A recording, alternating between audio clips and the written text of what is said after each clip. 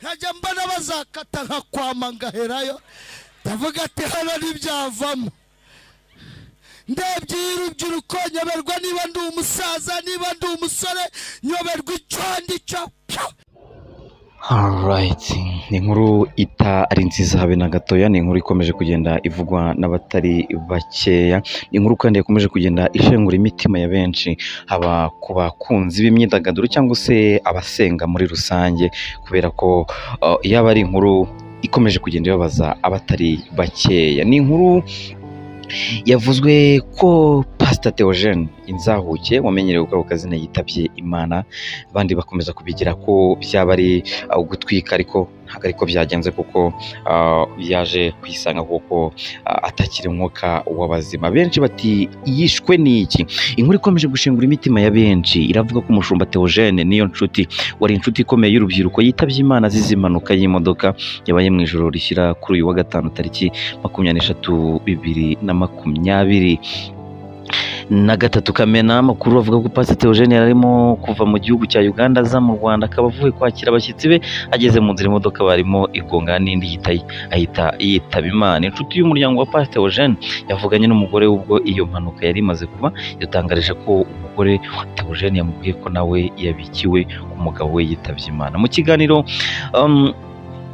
batangaje ibitangazamakuru, umushumba mukuru wa ADEPR Rev Isaie Ndayizeye yari ari naryo torero Pastor Theogene yakoreragamo umurimo w'Imana, yatangaje ko nawe aya makuru ababaje yayumvise. Yagize ati byatubabaje cyane, ni inkuru twumvishe kuva saa 9 z'ijoro. Yongeyeho ko batarabona amakuru aturutse ku rwego rw'ubuzima cyangwa polisi yemeza urupfu rwa Pastor Theogene. Yavuze ko kandi bashenguwe cyane n'inkuru atangaza ko kubura Pastor Theogene ari igihombo gikomeye mu itorero ndetse n'igihugu. Ati yari afite umumaro munini cyane mu itorero ndetse no hanze.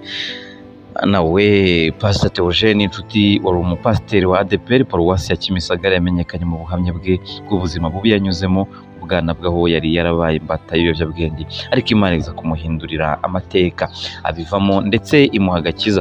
Ubuhamya bwe bwakunzwe na benshi, by'umwihariko urubyiruko, kubera uburyo yabivugagamo akoresha amagambo agezweho mu rubyiruko ndetse n'imvugo ikoreshwa cyane n'abana bo mu mihanda.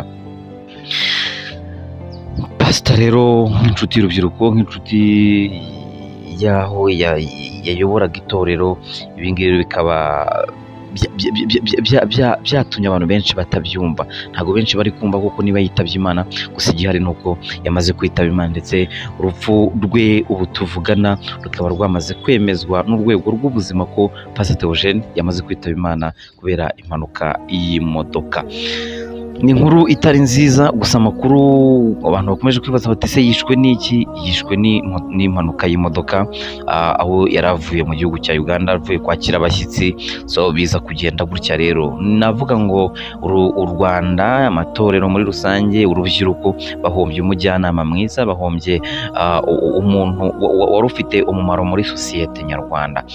Ntago ari inkuru umuntu avuga gutyo gusa ngo uhite ubyumva, kubera ko inkuru itashimishije habe na gato. umwe ku wundi wayumvishe wese yikanze, kugeza nanjye ubwanjye numvishe navuga ntago ari byo.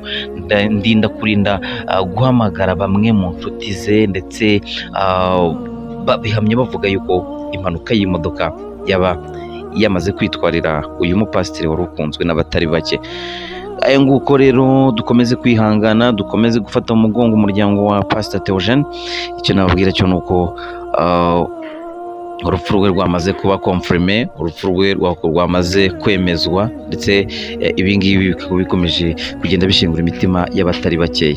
Reka mbashimire, mukomeze mugire ibihe byiza, gusa dukomeze kugenda twihangana kubera urupfu rw'uyu mugabo, urupfu rwashenguye imitima y'abatari bakeya.